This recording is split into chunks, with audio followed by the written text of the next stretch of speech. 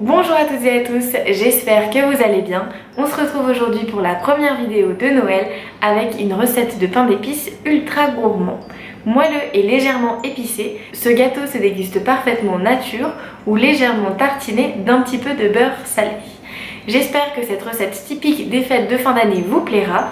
Je vous laisse tout de suite avec les ingrédients. Pour un pain d'épices, vous aurez besoin de 250 g de farine, un sachet de levure chimique, une pincée de sel, 250 g de miel, 110 g de lait, un œuf, 60 g de sucre, un sachet de sucre vanillé, une cuillère à café de 4 épices, une cuillère à café de cannelle, une cuillère à café de gingembre et une demi-cuillère à café de noix de muscade. On commence par préchauffer le four à 160 degrés, chaleur tournante. Dans un saladier, on place la farine, la levure, le sel, les sucres, les épices. On fait chauffer le miel 30 secondes au micro-ondes et on l'ajoute à nos ingrédients secs. On mélange avec une spatule jusqu'à obtenir une pâte.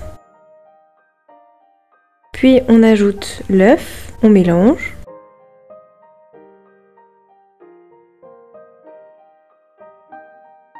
Une fois une pâte bien homogène obtenue, on ajoute le lait légèrement tiédi pendant 15 secondes au micro-ondes.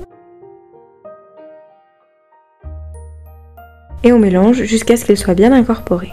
La pâte est déjà prête, il ne vous reste plus qu'à la placer dans votre moule à cake préalablement chemisé d'une feuille de papier sulfurisé ou de beurre et de farine et on enfourne dans notre four préalablement préchauffé pour 1h à 1h15. Une fois que votre pain d'épices est cuit, il vous suffit de le sortir et de le laisser totalement refroidir. Vous pouvez le déguster immédiatement ou le laisser reposer 24 heures dans une boîte hermétique ou dans du papier aluminium pour que sa texture soit encore meilleure. Bonne dégustation!